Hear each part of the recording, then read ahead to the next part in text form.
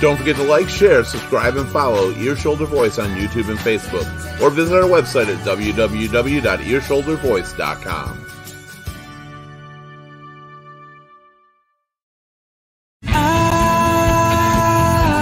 We've got to work together.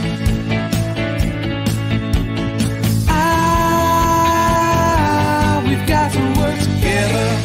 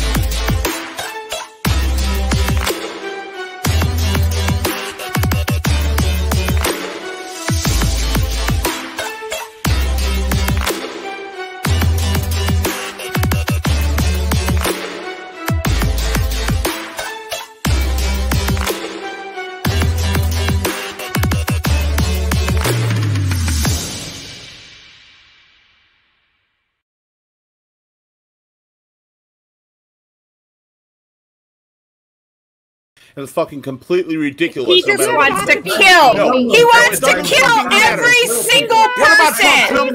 He's an idiot. You vote for that man and you are dead. He wants to kill us all. We're fucked anyway. No, he wants to kill us all. Lie. Yeah, he just wants to kill us all. He would eat his own children to win. I still love everybody here. Because, unfortunately, this is what's happened to a lot of people lately. They fight. They lose friends. They lose family members. They lose people they once loved. They can't respect. They can't argue peacefully anymore. What has become of us? What have we done as a nation of people? We've divided. We've separated. We've grown to hate more than we've grown to love. We've grown not to find common ground, but to find blame amongst everybody. And that's really got to stop. Hi, I'm Keith Litfin for Ear Shoulder Voice. Welcome to a very special event. This is A Nation Divided, America Unhinged. As many people know, the world has gone crazy, not only with the pandemic, but especially here in the United States. The presidential election is coming up in 1 week. And people are so divided, they're still unfriending people from Facebook. They're disowning family members. Shit that started 4 years ago is going rampant. And if nobody does anything, it's not just going to continue for 4 more years. It's going to continue for the rest of our lives. The separation is an all-time high. With me tonight, we've got Lenny Hake. Lenny, welcome. Hi, guys. Love you, Keith. I love you too, Lenny. Yeah, this is going to be a tough one. I can tell you that right now. It's going to be a tough one. Vinny, glad to have you back here. Good to be back. Very good. And Nikki, as always, it's great to see you. Always, always. Looking forward to it, though. I am too. I'm a little nervous. This is going to, well, it's going to be a tough topic for anybody watching, of course, anybody on the chat, anybody anywhere. This is not about politics, particularly with which candidate you should vote for. This is not about who's right, who's wrong. Anything posted in there, such as Biden 2020, Trump 2020, anything like that, will be ignored. Anybody on the panel saying or promoting anything like that will not be tolerated. So glad to have you here. So let's talk with the very beginning. I'm going to start with you, Lenny, Okay. because it's a tough topic. And Lenny, you always see the outlook of both sides very well. So what has been the hardest thing for you during these last 4 years with us being divided? I just want normal back. I mean, I have my family, even my mom and my sisters, they disagree on all of that on both sides of the fence. And one person wants them to watch a certain news channel. The other one, no, you got to watch this one. No, that's fake. No, this is fake. No, it's like overwhelming, and all it is negative. And I feel like it's toxic to my soul, and I just want it over with. Me too. I think that's really important. You find a lot of people who are arguing. News outlets is a very good one. Nobody really watches opposing news outlets. That's one of the big things with a lot of people out there. They're watching one news outlet, and then they're watching YouTube clips of the other one. Right. And the YouTube clips of the other one are designed to show that nobody's paying attention, that the other outlets aren't looking out, they're not broadcasting, or they're not reporting information. I have friends. I have friends that have gotten divorced over this. Exactly. It's hit really hard. That have split up. People don't know what to believe anymore. Vince, I know that you're kind of on both sides of the aisle here. You see a problem in both directions. What do you think has been the biggest problem for you during the last 4+ years? Well, I mean, this problem's never not been here. It's just culminated. This is the culmination of things that have been permeating in the human condition forever. There's nothing new here. There's a Machiavellian politics. You know what I mean? It's gotten to the point where Machiavellian politics can play out. But really, the arguing, I mean, it was going to happen anyway, because the illusion of separateness lives inside us. They're not creating it. These media outlets, these politicians, they're just exploiting it. So until we take it back inside and quit pointing the finger outside, you're never going to solve the problem out there. It starts in here. And people don't want to see that. They want to blame. So if they can blame, they don't have to take responsibility for fixing themselves, because it's only in repairing yourselves that this stops. Because I'll get involved in, my show, The Human Condition. It's a healthy discourse, We'll argue, but we're not going at each other's throats.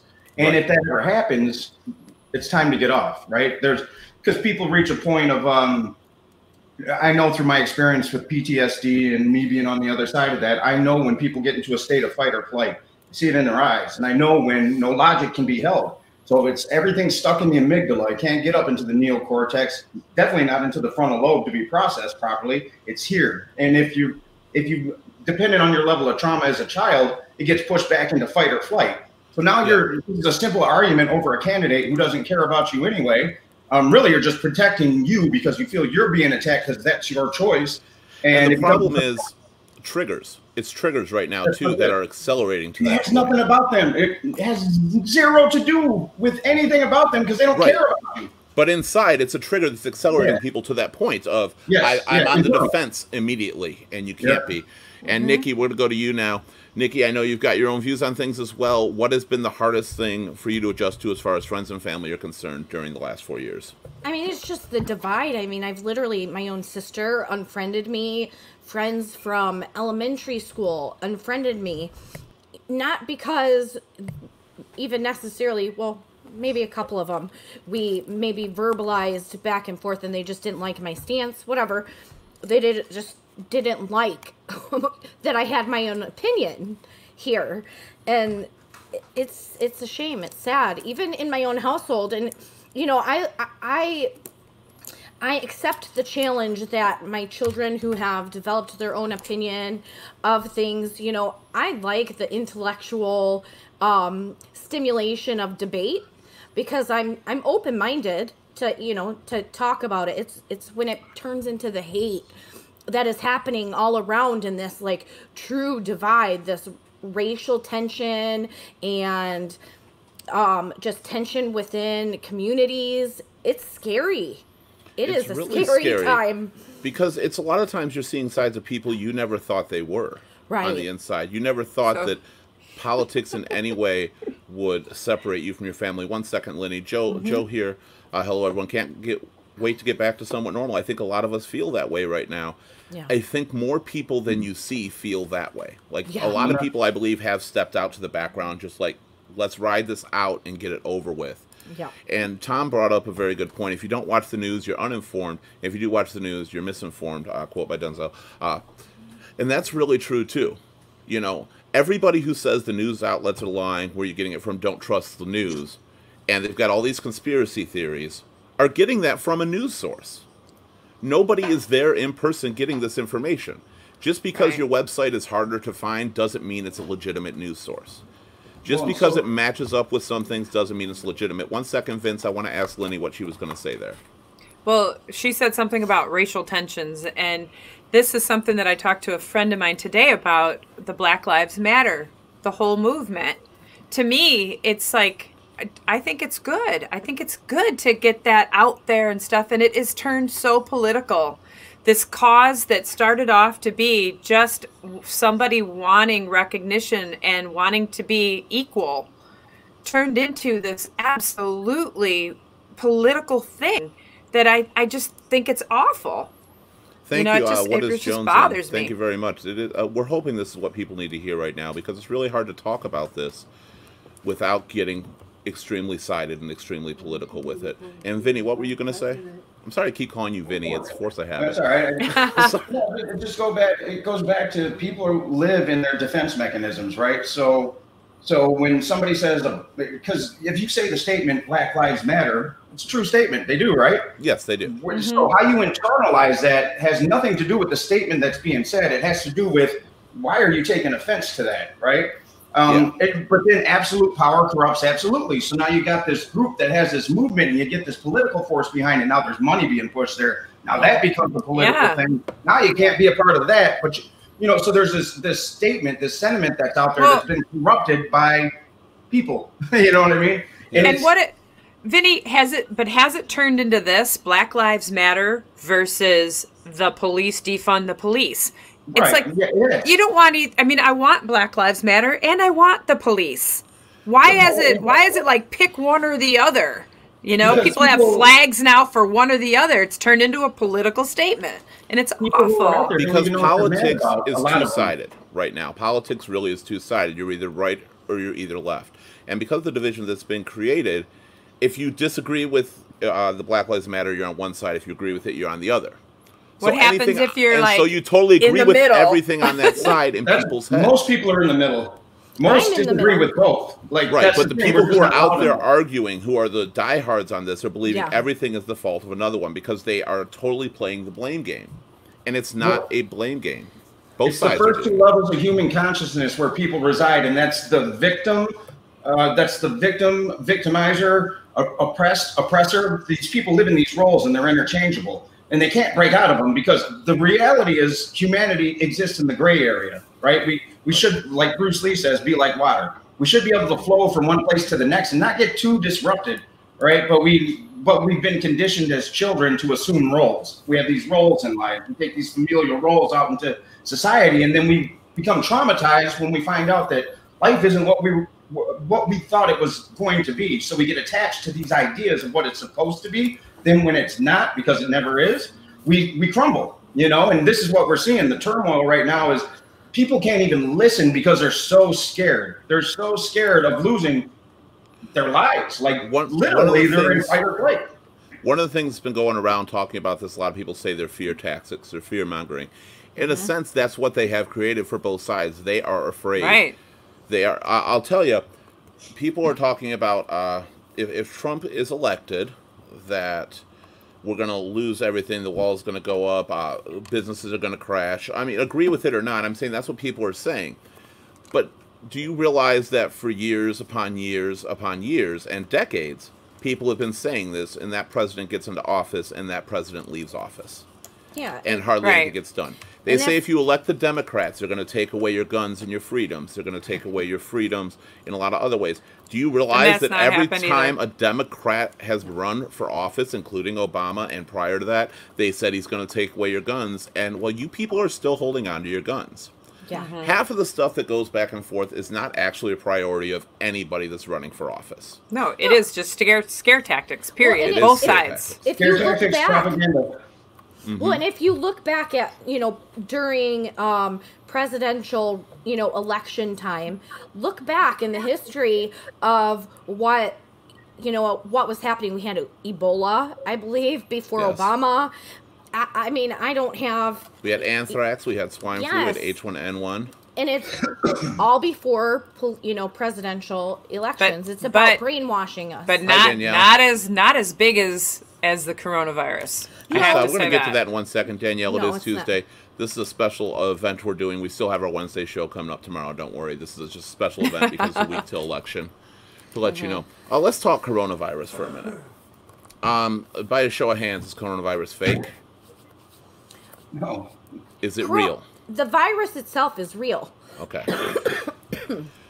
You seem to have something on that, so please go ahead, Nikki. Well, I have beliefs beyond this, this bigger picture, really, of what's happening, sort of a diversion, if you will. COVID-19 is actually a military operation, completely unrelated to the virus of any sort. It's more about save the children, freeing, it's about something much bigger.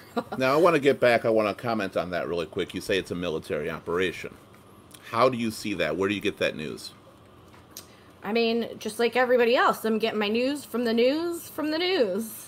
And I think that's what a lot of people are doing, and I think that's a big problem people are focusing on right now. Your source is not right, and I don't care what your source is, because every source is leaning one direction or another. Mm-hmm. You're believing external in that source. statement. Every external source. Yes, every external source. Yes, because you My weren't source there. is internal. Currently, we're the corona. I gotta say, coronavirus. If coronavirus is a stunt by any party, I want that party, because that party has convinced the entire world to back them. Right. No, I'm not saying it's a stunt. I think our entire political, everybody is involved. That's why at the beginning Trump was like, oh, this is going to go away. Oh, because there was something deeper. He was led to believe, one thing. The Democrat side believed their stance.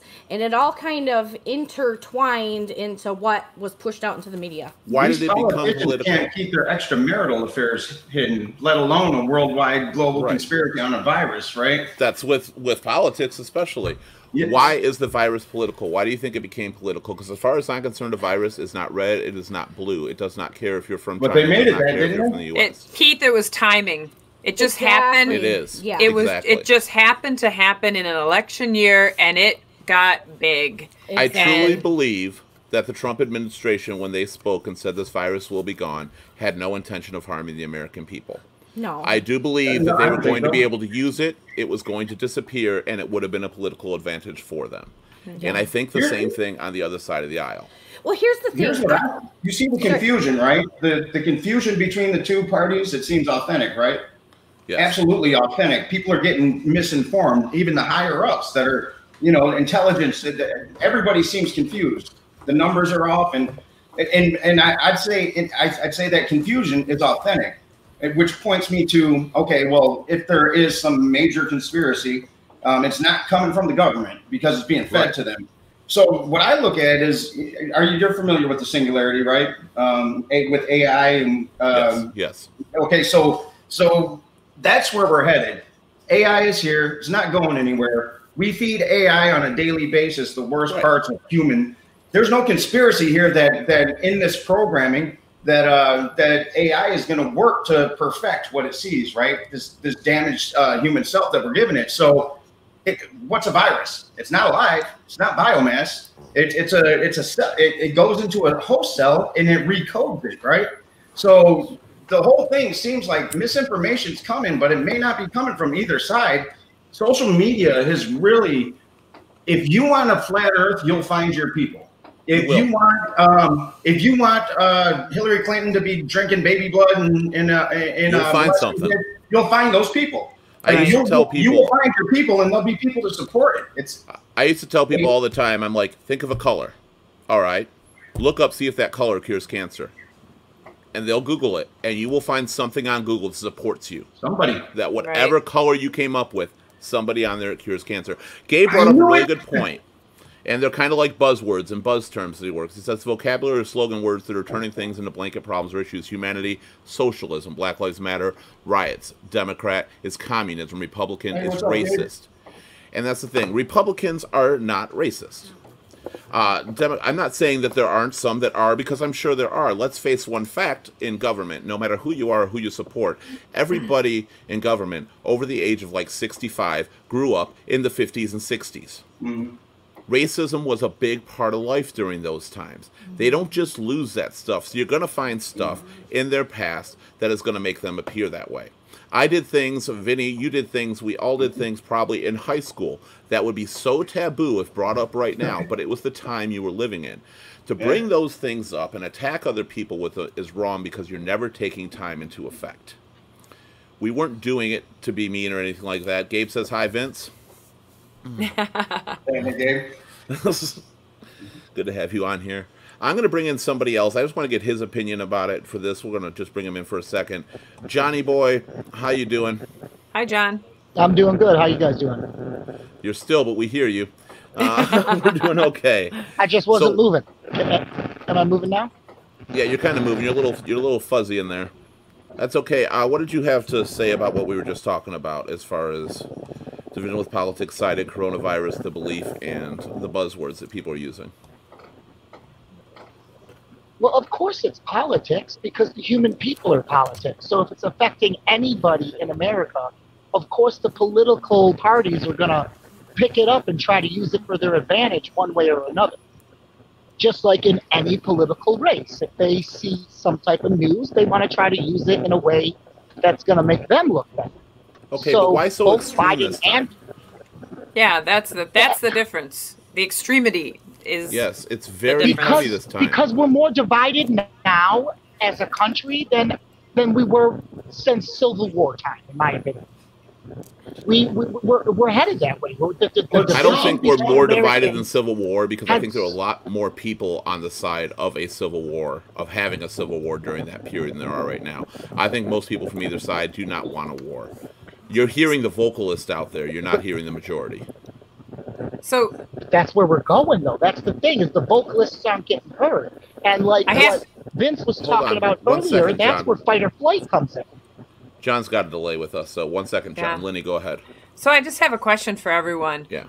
Do you guys, because I've had to do this because my mom and my significant other are so extreme one way, that I have friends that are so extreme the other way, that I would put every news channel on just to see why they're thinking that way. Yes. Do you guys watch? Do you guys watch each one of them? I do it for an hour when I do it. Each one gets an hour. So I can just understand where these other people are coming from, even if it's not my belief. It's important to watch both sides. I'm going to tell you right now, one of the things I had seen, I think I mentioned this before too, there was a Trump rally going on, and I saw all these posts on Facebook with these crowds saying, hey, the media is not reporting this, the other side's never reporting about his crowds. And on the photo was a CNN logo. Okay, so you can't say you're not reporting it when you've got the logo. The thing is, these people are not watching the other channels like you said you do. I've watched them. I've watched all the channels, and I, for some reason this year, like a lot of people, are much more into politics than I ever was. Like, I'm following a lot more than I ever did. I was always informed, but I find myself actually... Never in my life did I say, what's on? I'll switch over to CNN. That never happened. Or I'm going to switch over to Fox. Never happened. To switch over to NBC, MSNBC. Still hasn't happened. There's a reason. There's a reason. And it goes back to AI. And if you haven't seen The Social Dilemma, it's by far one of the most important movies of the decade, documentary.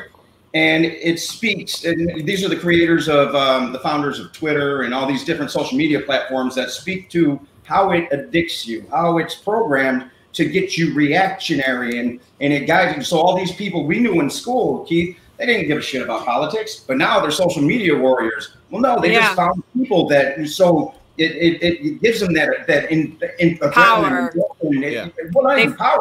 Power in groups. They feel like they've got a spot. I think the feeling of belonging is important. Go ahead, Nikki. I'm sorry. I think it's more validation for some of these people. When they find their people are validating what they've been programmed in their mind. They're justifying their cause. Exactly.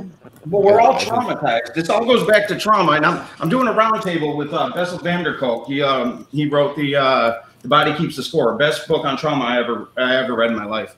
But so the response, the body doesn't know what racism is. It just knows what the trigger is. The response is trauma. And what is trauma? Trauma is the inability for one to connect meaningfully with its environment. That's what trauma is. So in our disconnection, we're trying all these things to feel connected, and our people aren't connecting with us. What do? That's where addiction comes from. That's where all these things come from. This is an addiction. You get your endorphins fed by having your people. Nothing else matters at that point except for that rush that you get. People don't know. They don't get it. They're in there for, you're in 12 steps for alcohol and hey, process addictions are far more detrimental to the mental health of humanity. I mean, it's so Vince, you're basically saying that people like the rush of what's going on right now. Oh, absolutely. I hate it. It makes me feel sick. Like, I'm not kidding. I just want my friends and everybody back to normal, and my family. Unfortunately, we live in a world where that's going to take some severe time to happen. But it's not going to start because of who we elect. It's going to start because of who we are. Yeah, we've got to start that. We've got to reach out our hand and say, I'm sorry. We can have this discourse. I grew up as a kid going over my family's houses, my relatives' houses, and they would argue politics briefly. And then they would finish playing cards. Yeah. Politics and religion. They might leave in a huff really quick, but then they'd be there the next week. So as a society, how do we help not just ourselves, but other people overcome that? Because it's not just like Black Lives Matter. I support their movement. I really do support their movement. But I've always questioned why when I say, and it's happened a lot to me, why when I say I support you I support you Black movement, but I also want support on the latter side for all lives matter, police, like just in general, generalized. I think when you I think when you put something like all lives matter, they've always mattered. That's the thing. They have. But when somebody's Black saying Lives something Matter like that, hasn't always mattered. Have they really though? Have they really though? You're telling me all lives have really mattered. No, but here's where the issue comes in. On the most part. People are taking it way more than it is. If my mom passed away, she did, I would have felt pretty bad if, I told people my mom was the world to me. It's like, well, everybody has somebody that's the world to them. You're taking them out of that single person that makes, feel like my problem or something that's related to me. And the thing is, what people are hearing, you're saying Black Lives Matter, but what certain people are hearing is white lives don't matter. Right. That's the internalization of that. No, but it's not what you're saying. That's not at all what I'm hearing. What I'm hearing is we're singling out just one race. Sure, I understand. I understand that they have had You can't understand. No, you cannot but understand. That's the thing, because we are not a black person. I have personally experienced racism. So I have experienced, maybe not to the level that they do. I don't have to fear going out into the world and I'm going to stop you really over. quick. I'm going to stop you really quick, Nikki, on there, because I think that what you just did is one of the problems that people are facing right now, is that you're saying, I know what it's like, I've experienced it, but you never will.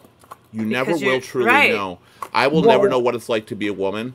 I will never know what it's like to be... Well, on Halloween, I might know what it's like to be a woman, because I do dress You'll still not know. You'll never know.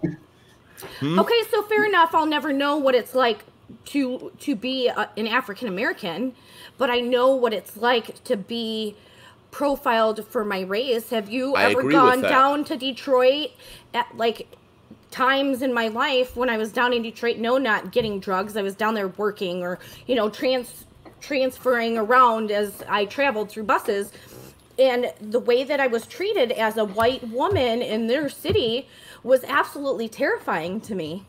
Were you afraid of being killed? I mean, beyond that, raped, pillaged, whatever. But see, that's what I'm talking about. I want you to back up right now. I'm going to stick up a little bit. I'm going to say that I think some of the Black Lives Movement has gotten out of hand. The Black Lives Matter movement has gotten out of hand recently. I will agree with that. I do support it. But what you said right there, you go out there and you're so afraid. Well, 90% of the black people down there mean you no harm. And you have profiled that whole area where they are. You're talking about cops, right? And I think that's where that's where a black person is saying, you don't understand being me, because you literally come to my neighborhood and you fear me, and I'm a really good person. Well, I was robbed and nearly killed. So yeah, I'm but by everybody. But by everybody. enough Would you? for the Let fear me to be ask there. you: would you hate white people if a white person robbed you and nearly killed you? I mean, I would probably have, trauma to if it was a male or a female. I was Right, but you raped wouldn't as judge a it on skin. teenager. I might. I can't say that, Keith, because I feel though I'm And- not a racist person. I'm not. No. I get I'm not that. a racist person, but I was. When I was 17, I was raped by a specific nationality that every time I crossed that specific nationality's path, I go Cringed. into, yeah. And I think that's where our problem comes from. Can I make a real good Yeah. point here that you can take? Go ahead, Vince. So we have real difficult conversations, and we take it back to trauma, not racism. Trauma. It is racism on the surface, right? Yes. And maybe not overt racism, but we've all been indoctrinated with this system. So when I was talking to some of my black friends on my last podcast. This went for 3 hours, and we were just chopping it up, and we were saying things that were deeply uncomfortable. And but at the end, there were people saying I was crying and blah blah blah. But I said to one of my black friends, I said, so what do you think about that woman that clenches her purse when she walks by you and you mean her no harm? Do you think she likes living like that? Because she doesn't. Because we're all traumatized by this. None of us agreed to this system. So that's our trauma. For the white person's trauma is this guilt and shame because we didn't agree to this. And the only way trauma gets dealt with is that everybody gets real fucking honest with each other. They just say, look, I can't feel shameful for my past. I didn't know until I knew. And now I want to experience this new experience. The only way it happens is by saying, we protect ourselves too much. I'm not racist. You gotta ask yourself. I had to ask myself because I didn't think I had any racism in me whatsoever. And So- the way that I lived sometimes, it was dismissive. Yes. Of some of the things that were being said. I wasn't receptive to an experience that wasn't my own, and that was wrong. So you guys, go ahead. we are taking a show about politics and being unhinged and all that and turning it into almost another show. But here's the thing is that the whole fear of it, we have politicized. We have taken Black Lives Matter, which can be a whole nother show, into our politics and turned it into a fear factor and then turned it into black. That's what it is. It's a political movement. That's why I was bringing it up. And the reason I was bringing it up for the argument's sake, that I wanted a little bit of arguments there, is just to point out something that Vinny said, which was very true. It comes from inside. Sometimes what we do that puts us on a political side is we want to prove we are not racist. We want to prove we are not something that is very segregated, and we're for one side. So, but that's not true. We all are to a point. We really are. And I hate to say that, but something has happened in your life at some point that makes you look. Your fear of going down to Detroit in that area is a very small, even though caused by another issue, form of racism. They're called microaggressions. Microaggression is a way to do it. Well, thank you for correcting me. No, Mr. West. They're called microaggressions. But they're they are. subconscious things that happen. When I was going to school, we didn't have a lot of black people in my school in Hazel Park, and honestly, as young kids, they were made fun of, and not that I can think of a specific instance, but I probably joined in on some of that too at some point as a kid as part of the group. Or even just laughed at the jokes. Yes, exactly. We told jokes that were racist all the time. We told them sexist, racist, blonde, anything. Nothing was off the table. Back then, comedy was comedy. And it's not so much anymore. And I think that's what people are trying to fight for. But we're going to move on from the Black Lives Matter to a point. And I want to get to some actual political issues that people have a problem with. Now, during this, I don't want, anything that is, I don't want it to get heated or debated. We're going to start with Biden. We're going to start with Joe Biden, and we're going to start with his groping scandal of groping women. We're not going into the laptop or Hunter or anything like that right now. Is that appropriate? Now, I want you to look at the age of this candidate and others too. The scenes that they show him obviously touching, which way back when, touching your kids and daughter and putting your arms around was not a bad issue. It's something you grew up with. Is that something to try to ruin a political campaign over? No. For the other side, it is. But regardless of side, as we're talking not sided, is that something we're trying to remove a political candidate over. And we're going to go defensive Trump too. I just want the honest answers, because is what we're seeing an excuse to not vote for somebody? Is it just something we can stack on top of our weights just to make it a heavier reason? Propaganda. It's the same way. I'm asking Nikki on this. Yeah. Same way they're using BLM. It's the same thing. Whatever they can use that suits their agenda and demonizes the other and creates separation, they're going to use it. Whatever it is. You know, with the Biden laptops, you know, when they couldn't get what they wanted there, now it's pedophilia. What the fuck? Where did that come from? Like, I don't, you know, whatever. Actually, let me go on to that for a minute. We're going to talk about the Biden laptops for 1 second. This news story, the Biden laptops that everybody's got, nobody has proof of. The most you have is a video of somebody who looks like Hunter Biden getting a foot job from what appears to probably be an of-age person. May not be. I know, it's gross, but there's not even proof that that's actually Hunter in this video. That's the most they got. Attached to this video are links. This proves the laptop exists. This proves everything on it. This proves the thousands of emails. This proves the sex scandal. This proves everything. Nobody's witnessed that, but everybody believes it. And I think that is where people are getting it from. There's no proof, but they want to believe it because they want their side to be right. And the same has worked on the opposing side. I mean, literally, Trump's taxes was an issue for people. Okay, so one page long time ago came out, probably 3 years ago, a page of Trump's taxes was released. Suddenly that proves he's dodged taxes. That proves he's never paid. That's proved all this stuff. Everything. That it never proved a page was released. We as a people are responsible for creating this hatred. We're reading it, but we're choosing to believe it no matter what and not research further, because you don't research further something that supports your agenda. You research further if it's against you. So all the news you will always get, if research, is going to be that. John, you've been quiet for a minute. Do you got anything to say on this? I was patiently just listening, and it's as far as like the whole thing with that you were talking about with, you know, the scandals of the touching and stuff like that.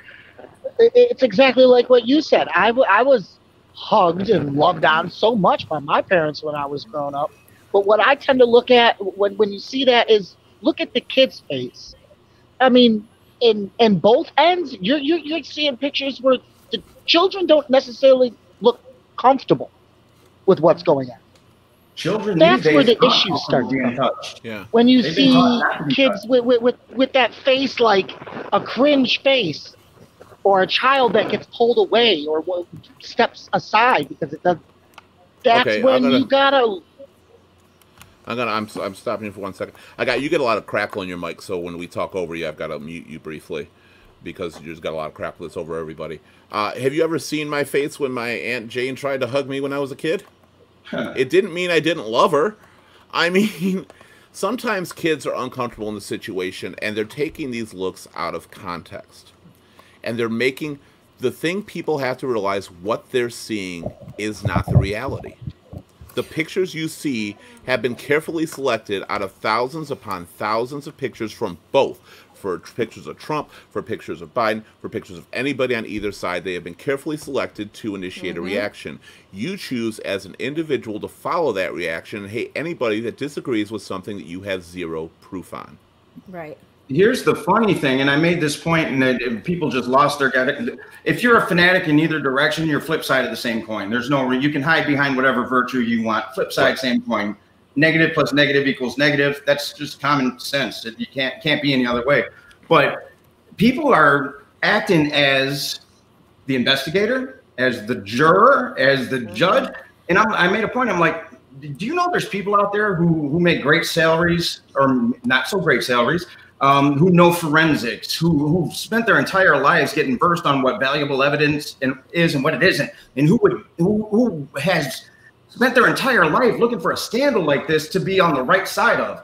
You don't think that maybe in their 40 to 80 hours a week that maybe they might have gotten some information that could have taken this down? You think you discovered it just now? And because you want it to be true, all of a sudden it's true. No, there's people that spend their entire lives that are far more versed in all these subjects and briefed every day. But you got Pizzagate. That's your way. That's it. Yeah, because it's insanity. It's what it is. The thing is, I think what people also forget when you're looking at these scandals and these political things, I'm going to get to some of the things you're saying in a minute, Gabe, by the way. I just want to get through this part.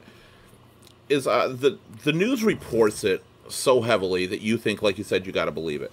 But there is no proof. If this was going on, if there was a sex trafficking thing, and there was this, from whether they were talking about the Hillary ones, Pizzagate, through Biden or anything like that, and they had this proof that they're waiting to show up, they wouldn't show it around election. These people would be in jail by now. They'd be gone. They would be done. You're not getting a surprise thing. Because they would be gone. Same thing with Trump. If Trump had really done some of the illegal shit they were accusing him of early on, I'm not saying whether he did good or bad things, because he's a president. He is essentially a politician now, and he does good and bad like everybody else out there, and like every president we will have and every president we've ever had. That's not different. But if he had done some of the severe things they're accusing of, Trump would actually be in jail. There would have been irrefutable proof of everything, and there wasn't. So you got to let things go like that, whether you agree or disagree. I'm going to take a little sided argument here, which was Wayne, who said, just like Democrats trying to say my boy Trump needs to reveal his taxes, who gives a fuck? Again, we don't want to go sided on here, but this is one of the arguments that people say. The right side is saying, who gives a fuck about his taxes? But why is it wrong for the left side to say we kind of just want to see them? We'd like to know. We would like to be informed as well. I want all of them.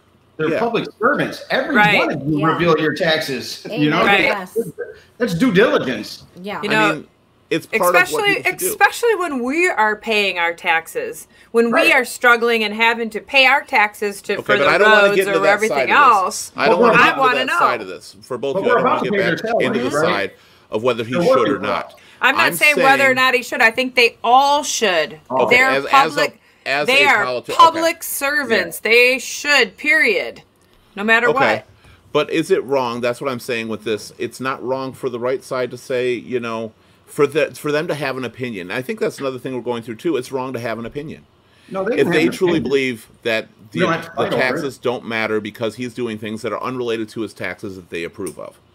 And I do believe they think his taxes will harm him, and that could actually endanger him doing things that they actually like, whether it be tax breaks, whether it be helping the economy or anything like that that they approve of, with him, whether you approve or disapprove. And I think it's also not wrong for people to say, I kind of want to see this. You know, it's important for me because I'm going to take that moral character of what he spent money, what he has, if he's dodged the system. That matters to me in an election. And when you're electing people, you want to be informed, and we're making it wrong to be informed. Right. We're making it wrong to have that kind of instinct to say, I want to know what happens. The information on everything is important. Whether it be COVID, whether it be the taxes, whether it be to understand this person's actual being and character. The information is huge to make an educated decision on who you're even going to vote for. And I think that used to matter a lot more to people, and it doesn't as much. Yes, Nikki? Well, I was just going to say, here's the thing. While the information does matter, and it's helpful to have, to you be able to make it... Yes, there is a lot of misinformation or lack thereof. Some of it is not out there, like... I don't even have a for instance because it's not out there. It might be out there. You just have to research for it and not watch television. But what we said at the start, if you research for anything, you're going to find something. And when you watch TV, when you watch these news cycles and these news broadcasts, no matter who you're watching, watch the actual events in question. Do not watch the clips of the events. Right. That is doing research. A long time ago, I saw something with I forget the guy who was running, and he said it was after the "They Go Low, We Go High." And he says, they go low, kick them. And one side went totally against that and just blew it all over the radio. If you'd watched it, it said kick them. And I don't mean morally kick them. I don't mean physically kick them, blah, blah, blah. And that whole second part was just clipped away, shown on every newsfeed. Go watch the actual thing, not a clip. You will learn who's lying to you and who's not. Because one thing about the news that people forget, that fake news is drilled so much in our head. It's not fake news. It's sided. Mm-hmm. Suffice it, but what you're reading really happened, or what you're seeing really happened. You just have to look into the context of how it happened. Do your own research as people, because then maybe you won't be so mad and hate so many people who've actually done research on your side. Yes, Vince. So early on, you asked why now? Why is it so divisive now? And you know, Trump.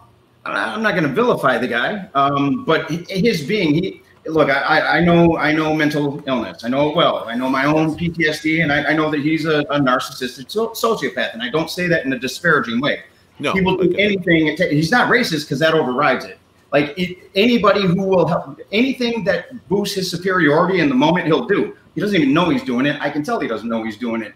So what he did to win is something no president's ever done. He undermined the free press. Now we know we've always known that it's sided, but like people that aren't as informed, you can't start throwing down their throat misdirection, because now they get confused and they're already traumatized, right? So now it's just creating all this chaos to where nobody believes anything, and you got social media exacerbating it. That's social media is the worst outlet for any kind of false or fake news, and I don't care what side you're on or what you're looking at.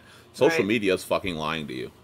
The stuff you're seeing on there. It's AI's doing what AI does. You're speaking into it. It's perpetuating that and making it better and faster. Whatever you're giving it. Okay, so what is AI? I might be ignorant. Artificial intelligence. Thank you. Okay. You keep saying AI. AI is a very interesting one. I'm just going to get to it really quick because people are talking about Facebook and ads popping up, and they're seeing Trump and they're seeing Google. Hold on one second. I told you gotta unmute yourself if you talk there, John, because you get a lot of crackle over everybody.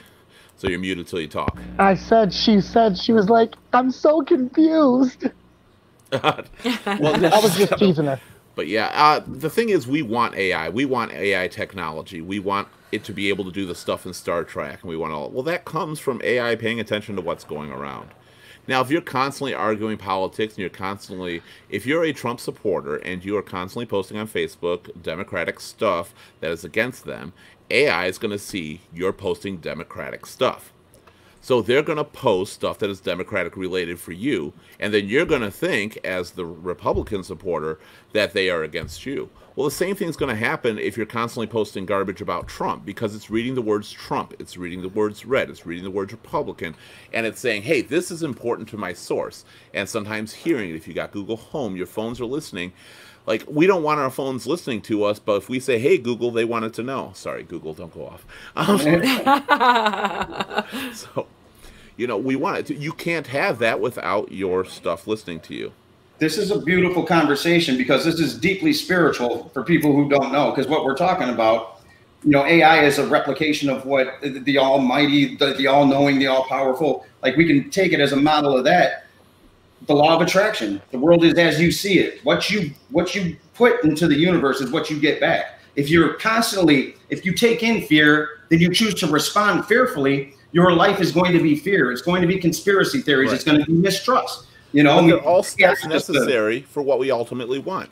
Gabe says they'll take things to make people look worse. That's why you'll never see a happy Trump or a lucid Biden on competing networks. And that's extremely true there, too. It's not that the media they're showing you is not true. The fact they're not showing you everything, and it doesn't fit their narrative. And we constantly believe it, and that's what we've got to stop doing.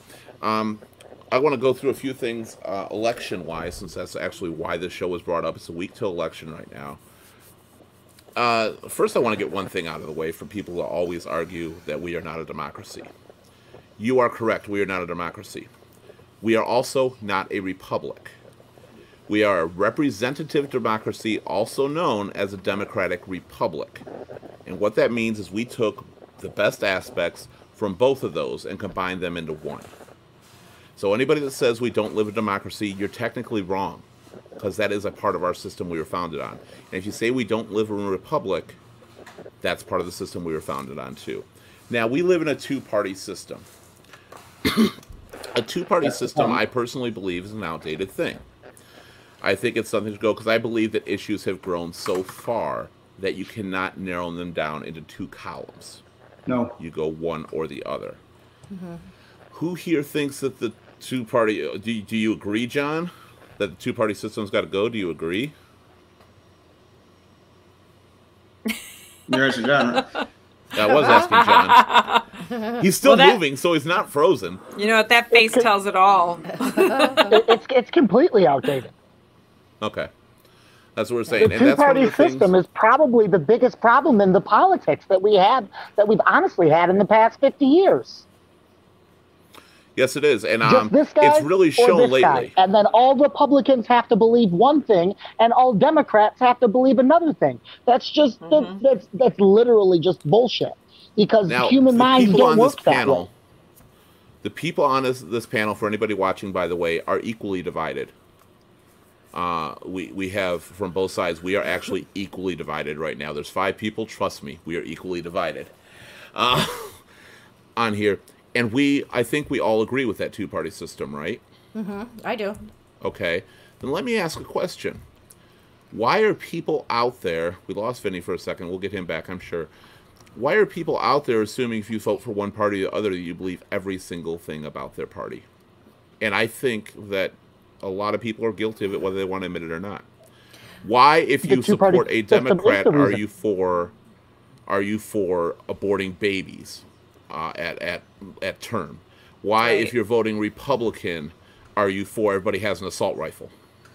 I think that's just an assumption that people make, but until we can, as human beings, be able to have this discussion, politics has always been the taboo conversation. You don't talk politics and you don't talk religion. So if enough people in this world could have civilized conversations, and be able to say, I'm on this side, you're on that side, but we're going to agree to disagree, because just because you pick that side doesn't mean you stand behind everything they stand for. Until that happens, we'll How be does one divided. defend themselves? Because I think a lot of people that are being attacked feel that way. How does one defend themselves without being attacked? Do you think it's possible in today's world? It's To defend hard. himself without being attacked? Without being attacked. Like to say, hey, I support Republicans, but I also support pro-choice. That's the part of the problem. Pro-life. Sorry, pro-life. No, that's what she's saying. Like, so when we create this, the trauma of racism, that's the core focus, but it's trauma.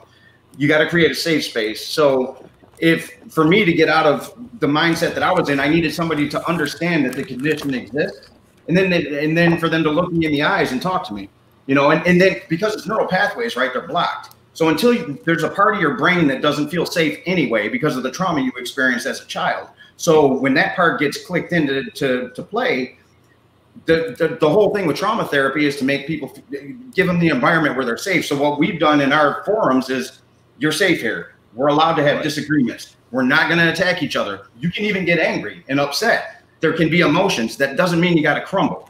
And what we don't do is attack anybody, but you can be emotional, and you got to be equipped to take those lumps too when people have a different opinion. Emotion is very important. Well, emotion is what you got to regulate, right? And I mean, that's right. But you need to have it still. You can't do it emotionless either. Yeah, it's part of the passion. It's part of the fire. It's the fuel that makes things. Oh, I think I lost you. No, we're still good.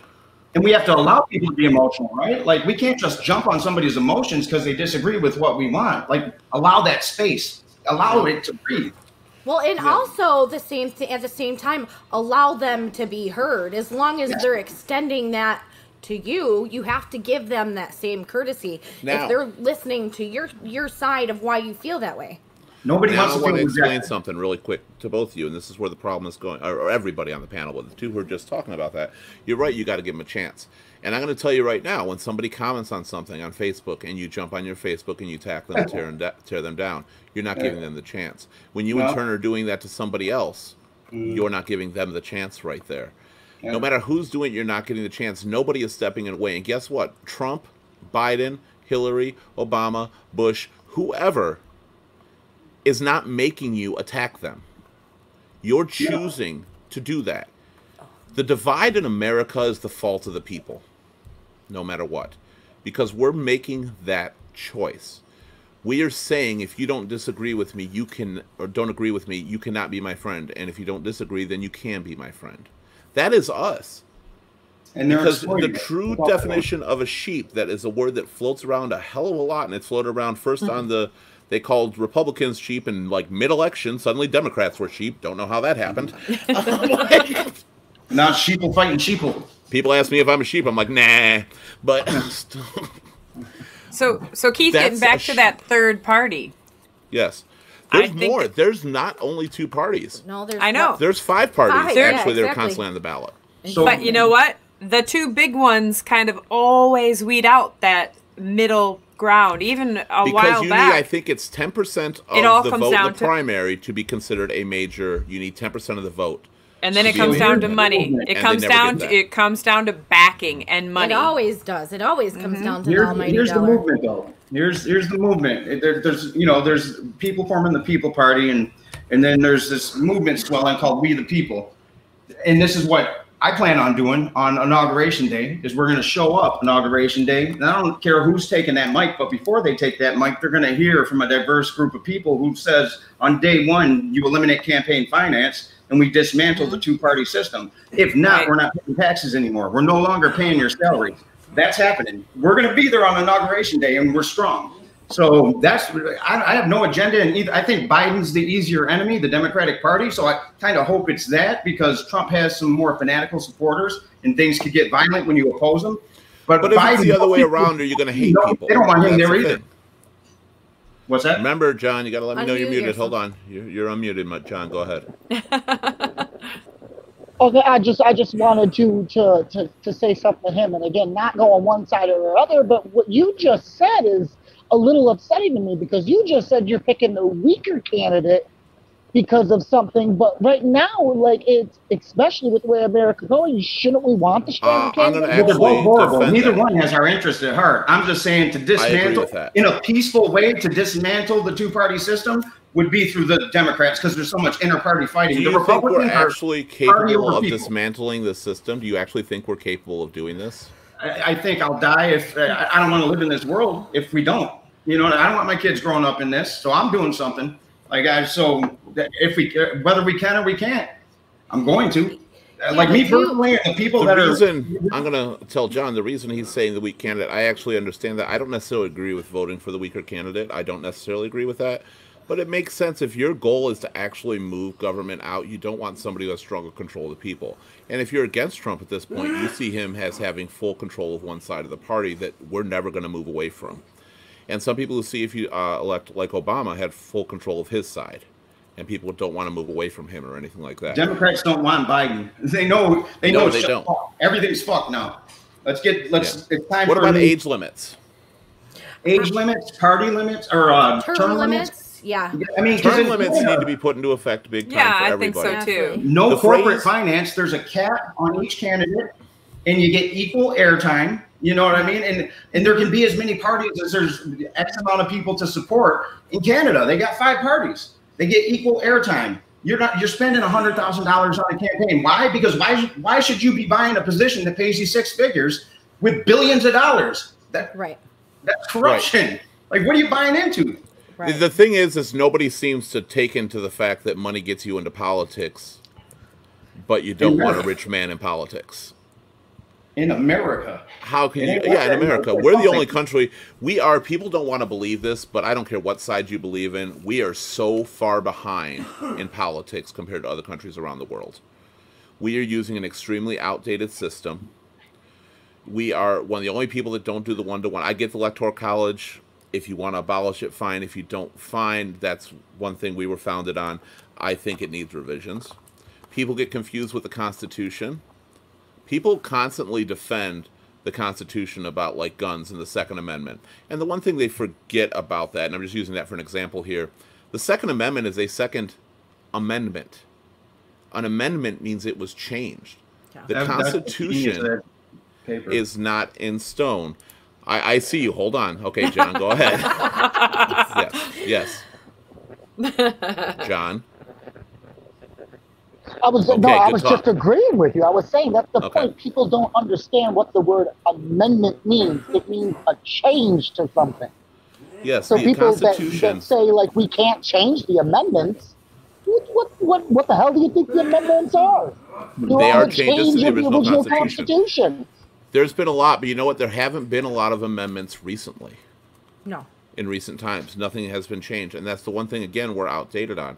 The Trump himself, where right now Republicans are totally against the Electoral College, they don't realize that he was fighting to get rid of the Electoral College. But that's how he won. Just years prior to his election, and he thought it was a bad idea too, because everybody really does think it's outdated unless it supports them. And that's what we're going for, and that's the whole thing about this is you are wrong unless you support me. At what point do we start using our hearts and minds? At what point? Go ahead, Vince. If you level the playing field, say there's 5 candidates, and they, and we're not all going to agree with each one, but I'd feel good losing if I knew it wasn't rigged. Like, okay, this one got more votes, I can roll with that. But when you should never have a vote period. You should never have a vote period that we've had in quite a few elections recently where the Electoral College does win, the popular vote doesn't. I don't care who it is. You shouldn't have it that often. If it was a once in 100 years thing or one time it happened, we call it a fluke. But at this point, there's got to be a difference. Something's got to be done. Something's got to be altered. Maybe even the number of points each state stands for. You don't have to get rid of it. But actually, the increase in the number of points for each state does not reflect the increase of population. And that's one thing people don't realize. Are too evil shit. It is in a lot of ways, and both sides are guilty. Both sides are guilty of using it to their advantage. And that's something. But we've got to start thinking. John, go ahead. Wait. Well, what you were just talking about, like the point systems for the Electoral College is actually based on population. Okay, I mean, even though they break it down, by counties and stuff like that when they go in each state, but each state, like let's say Michigan, for instance, where we're from, or most of us at least, we have 2 state senates and we have 14 House of Representatives, and the House of Representatives that we have for Michigan is based upon the population that we have. That in turn is why Michigan is 16 points. You're right. If you get it one way or another, just like California being 55. Well, here's my point on that. Here's my point on that. 2 state Senate, and then they have 53 House of Representatives. Okay, but here's my point on that, John. And this is my point about the Electoral College. You're right, it's based on population, the number of points for each state. But first of all, people don't realize you're not voting for anybody but your county. And they're not voting for anybody but your state. And your state still has a choice what the fuck they do. Yep. Even if you do, your state has a choice. But the Electoral College, what I was saying about the numbers of population, in 1992, the numbers for, let's take a state like California, versus now, the population increased by about 4%, 4.5%. It might be even bigger than that. I can't remember. I did the numbers a while back. And now, the Electoral College votes only increased by about 2.5%. So they did not reflect the state's population increase. And people are so afraid to touch it or even talk about this topic anymore that you can't do anything about it. And it's not just Democratic states that have done that. Republican states have also done that to favor them or not favor them in turn. And go ahead, John.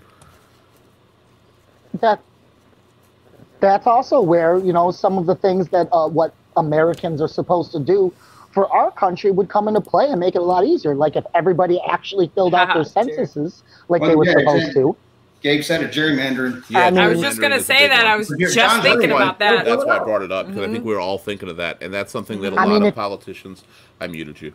Okay. Go ahead. If you don't fill out your census and stuff like that, that's why the things like the Electoral Colleges don't get the amount of increase that they should with the population. Because the population that's coming over, too, from one state to another state, or even if it's from another country, if it's done legally, they're not filling out census properly. They're still filed for, with their census in another state, but yet their voting registration is in a different state. Okay, that's a good way to do it too. That is a reason I muted you, because I'm talking, and I was like, not because I'm talking did I mute you, but I thought you were done. Okay, so Keith, gerrymandering. Can anybody explain gerrymandering? Because it's rigging the bulk of the people watching have no clue. What they do, and both sides have been responsible for it. Currently, it has been a bigger Republican problem, but it has been a problem for both sides, and both sides have done it. It's where you redraw the district guidelines. And so you include certain groups inside certain areas that aren't going to affect the vote. Right. Like if I'm going to say So they need to get rid of Detroit, gerrymandering to make it fair. Yes. Or not. Yes. I agree. I think so too. I think it needs to go away. Melissa, you're right. Population doesn't always show legal voters That's true, but my population was referring to legal voters when I said the percentages. That was a percentage of legal voters when I had mentioned that. Population alone, no, does not always represent legal voters. I think being able to legally vote is important. I think that there should be a process for it. What I really think elections should consist of, and especially in primaries, I think instead of voting for a candidate, every candidate from every party has to write down all the issues they're for and against. And then you go into a voting booth and you literally just vote on issues. And whoever has the most accurate issues wins the election. For the primary, then you can go, because then you know both candidates are agreeing, no matter what side they're on. And you don't care who they are, and you can't spread lies about the candidate. You can during the main election. You run into issues where, so this state, so I'm not even going to, I mean, for instance, one candidate goes to Texas where fracking is huge. And they go to Texas and they're in support of fracking and we're not getting rid of fracking, blah, blah, blah. Then we go to another state where fracking isn't an issue. It's not a topic because it's not happening there. Now they're opposed to fracking. So if our candidates can say all they want to say on that primary of where they stand for how they stand. Politicians are crooked. The system is broken. It needs to be fixed. How as citizens, what can we do to help? Well, that's what I'm saying too. They want to win for the Texas vote in fracking, but you know what? They're constantly publicly saying it, but they've independently, silently mentioned it.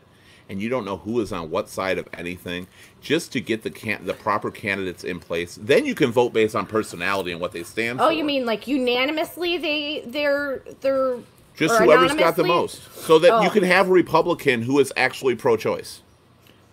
Or you can have a Democrat who's for the Second Amendment. I use those as the prime examples because they're one of the biggest ones they fight against. Yeah, right. Yeah. You know, and if you're voting on policy, they agree with everything but not that, that's still 9 out of 10. Because people are just picking one thing and they're blowing it up. And since it's so easy to hate the opposing side, you believe anything. It's like a football game. It is. Yeah. And you will believe anything, and that's where people are going wrong. What about mail-in voting? Here's the truth. What about what? Mail-in voting. Go ahead. I'll get to shut up, John. I'll get to you in a minute. Don't shake your head so loud. Vinny, what were you going to say? An absolute truth is we're being taxed without being represented. So no taxation without representation is what we're bringing on Inauguration Day. And we got some simple demands. It's that you're going to break the party. No more campaign finance. Ban it immediately. Executive order done, or we don't pay taxes. And then we're going to work on implementing what the guidelines are for how we take because this system's dead. It better. And that's how you fix a dead system, and you break the current one. Then you get a tax allocation committee. So you get one representative from every town in America. It's the internet. Everybody can get a vote, and everybody gets to look at where taxes should be allocated. Vote fairly, put it out there, let it go where it goes. You get a equanimity oversight committee. So now we can all vote on. Everybody gets a vote. In your party of 20, you got one representative. Why can't you do that? In the age of the internet, why could that not be done? With the age of the internet, a lot of things that we are making complicated should be extremely simple. Yeah. Extremely. Well, and we're going to make them. It's because technology isn't incorporated into how the system should be today. I mean, we are doing school from home. But I'm saying facial recognition you can do on your do phones. everything. I'm saying politically it's not incorporated. You have facial recognitions on your phones. Yeah. You have scanners on the back of your ID. Right. Why can you not vote from a phone? But it takes 7 to 10 days to get your mail from the IRS, or you know what I mean. Like, that still takes 7 to 10 days. As much as I don't think mail-in voting is wrong, because I believe if you want to mail in your vote, that's fine. I'm not for fraud, but people act like fraud's an issue. Fraud has not been an issue in this country. Election fraud has not been an issue for any party in this country. It has been very small percentages, if anything, and nothing that's ever affected the outcome of the election. Percentages. Well, you can't do that. See, that's what people argue, is they go by, well, proof. It's been proven, so we can't believe that. Yeah, proven. Oh, you're agreeing on that. Yeah. Yeah. So, fraud is not an issue. Everybody that thinks it is, it's not right now. And maybe mail-in voting will bring up a fraud aspect.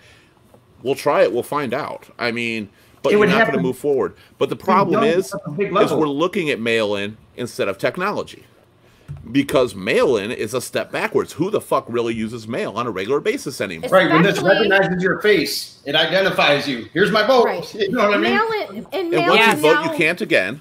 Of all times. Wait, you guys are all babies, puppies. There's a lot of us old people that are not technically technology savvy. You still have the right to vote in standard means. But that's why the whole mail thing. thing. If you're looking for another outlet, right, there are other ways to go about it that are far more secure.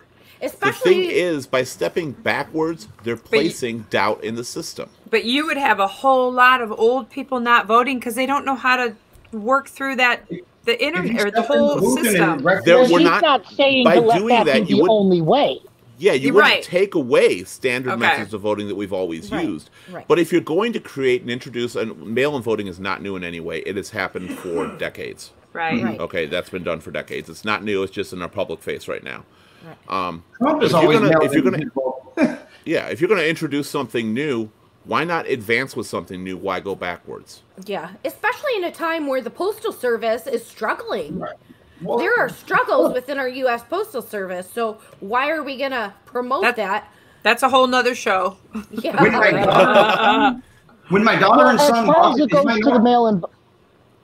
Sorry. What was that, John? As far as it goes in with the mail-in voting stuff like that, and if you can look it up and you can see things like this, and it's actual facts and stuff like that, when you got all those mail-in votes like that, especially with how many are probably going to happen now because of COVID, it's probably going to be the most that we've seen in any other election for mail-in voting. Well, because a lot of people don't want to stand in line. How long are we going to wait until we have a full count to even realize who our president is? Exactly. Which is fine though. I mean, if it takes a while, if it takes days, who cares?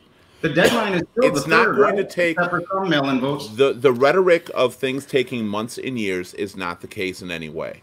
Right. Okay. Mail-in processing, it doesn't take months and years to get to your taxes when you mail those things in. You're right. It doesn't take months and years to get those Christmas cards out when you send those in. I think you muted yourself this time. Yeah, I mean, you muted yourself. Okay, there we go. It does happen, the occasional Christmas card that shows up in February. I mean, that stuff does happen. So yes. It's just not, But the post office is equipped. And they have a lot less things to be equipped for nowadays than they used to. Absolutely. Because frickin' Amazon takes care of the rest. Right. Amazon's got your back on that. When my it's son, just not the best way. It's just not the best way. It's not the best way, but if there's a delay to find out who it is, I mean, even the last election with Trump, we didn't find out till the wee morning.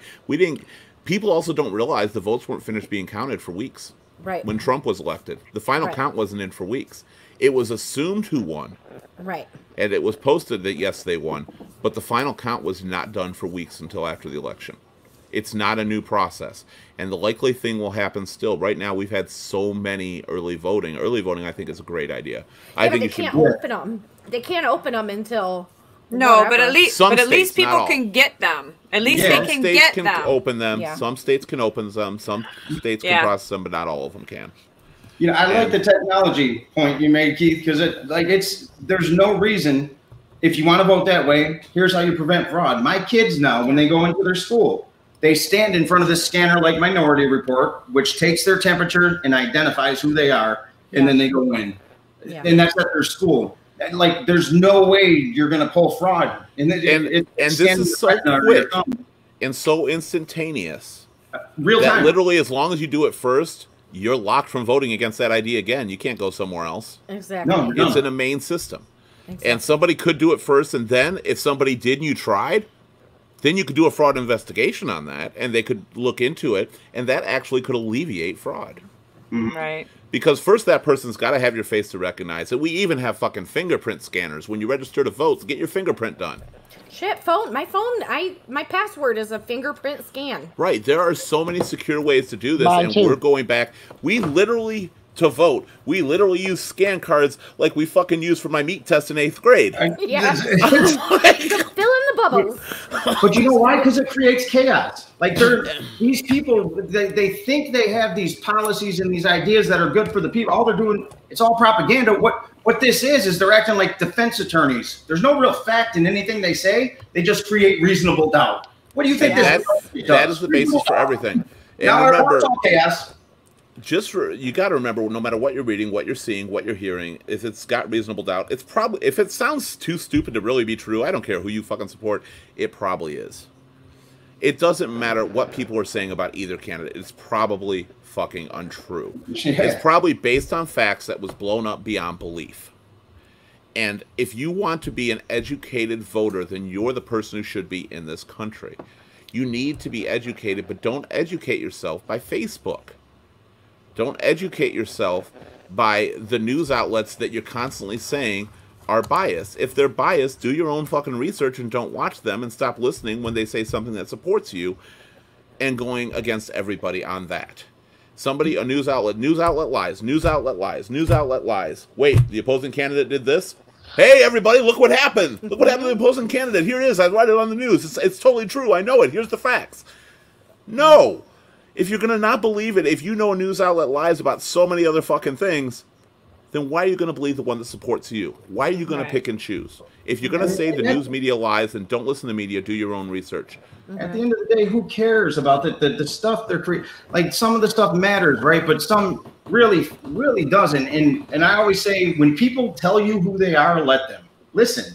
You know, because they're up there telling us who they are. If we listen to what Trump says, we know who that man is. We listen. Yes. If Biden, we know who that man is. If you listen, you don't need all the other bullshit. Just pay attention. You know, I was taught that young, and through acting, just zero in on this person and listen to him and capture the nuances. What's going on beneath the surface?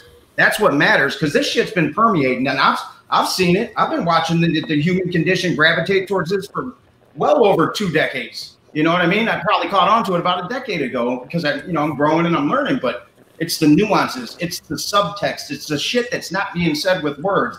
That's what matters, and that's what Vince, people went on. You've been watching this shit since you were 10? Unfortunately. Yeah, Vince is definitely an informed party here. I just want to say right now, politics gets everybody into big turmoil. It just tears people apart right now. Trump, Biden, it doesn't matter who's elected for the next 4 years. It doesn't matter, because things are up to us. It's not up to them. I'm going to say I may not be a fan of the current president, whether I voted for him or not. I may not be a fan of things he's done, but I fully respect and understand why people have voted for him. The man stood, at least in the eyes of the people who were watching, is somebody who was going to bring change to government, regardless of his past. He was somebody that was going to just stir up the system. Drain the swamp was a huge thing for people. It meant something to them. They had so much passion behind their votes. You have to respect why somebody voted for somebody, not why they mindlessly and blindly defend them in some cases, but why they voted. People were tired of government, and no matter who it was that came forth and wanted change, people were going to vote for that person. A businessman with a multi-million-dollar empire that you wouldn't have found out about all his bankruptcies and lawsuits and crap like that had he not become president. So in their eyes, it was somebody to vote for. Those that are supporting Joe Biden, in this case too, I want to completely say to you that you, or to the right, you have to understand why they're voting Biden. Because to them, it was too much chaos. And they want to return to normalcy. Most people in that case want to return to having friends and family. And they like the normal they grew up with for the past decades upon decades. It's not wrong to like one thing over the other. It was not wrong for anybody, and it's still not wrong to say, I want Trump because Trump is different. I don't care that he's crass. I love that. I don't care how much he lies. I love it, right or wrong. There is nothing wrong with having an opinion. It is not wrong for people to want Biden either. There is nothing wrong with you expressing your opinion, because that is why we have elections. That is why we vote. And like it or not, based on our own current system, Donald Trump was voted into office by the Electoral College in 2016. He may very well be again, and that is the system we live with. You have to respect that in this country, whether you want to change it or not. That means half of the people, half of the Electoral College, at least in the last case, fair enough, voted to keep him in office, or voted to have him in office, and they may vote again to keep him. If Biden gets elected at least half of the people, or the Electoral College, possibly in that one too, voted for that kind of change. No matter what, you're kind of the minority. And even if you are the minority by the popular vote or the majority by the popular vote, it's a slim margin. 3 million people may sound like a lot. Not in this country. That's not a lot at all. And that was centralized to certain areas. So don't take away people's opinions. Don't wrong them for having them. Keep family close, because your family is going to be with you forever. A president may last 4 to 8 years at most, but a vote for friends and family will be there to support you for your entire life if you don't dismiss them. If you live to 80 years old, a president who goes 2 terms is going to be there for 10% of your life. Wow. Ronald Reagan entered as a smart actor who was a change for the world. He left as kind of a senile old man who was losing it by the end of his term. We need term limits. We need to think about things like that. People change. But you know what? How many times are we saying Ronald Reagan fucked up this country? Or Bush? Or Clinton prior to Hillary running? Because Clinton was a great president when he ran, if you ask people during that time. Now everybody hates him, but during that time they didn't. Matter of fact, Hillary, was praised beyond belief for being the woman behind the president back when Bill Clinton was president. Not the second Bush, not Obama, not Trump. They're gone. They're in the past. So keep your vote. Keep your right. Don't condemn others for doing what this democracy, this republic, this Republican democracy, or this representative representative democracy allows, as the freedom of choice. But no matter who's in office, your friends are right next door. I'm Keith Litfin for ESV. This has been a very special episode for us. This was, of course, A Nation Divided, America Unhinged, because I think a lot of us feel that we've lost people we truly love. And politics is the reason for that. We chose to hate. We chose to divide. We said you can't be a family member. You can't be a friend. Well, I'm going to tell you, in 20 years, you're probably going to wish that friend was around for an event that happened 10 years ago. So keep everybody close. Thank you for being here. Linny, it's been absolutely awesome having you on Love you. Here. Everybody vote. Just vote. Don't Either forget way, to vote. It is important, no matter how you do it. Nikki, you're amazing. Thank you very much for being on here. Thanks for having me. Keep it classy, America. Come on, let's. We try. Keep it classy. I like that. Let's unite as a country and stop the divide. John, Amen. It was good having you on here, crackle and all. And Vince, absolute pleasure to have you back on here. Very insightful. You were very informed on a lot of stuff. Love you guys. I appreciate you being here. Thank you, everybody. We'll see you Thank tomorrow night for our actual regular topic episode. Trick or treat. Halloween gone by, so enjoy. Good night.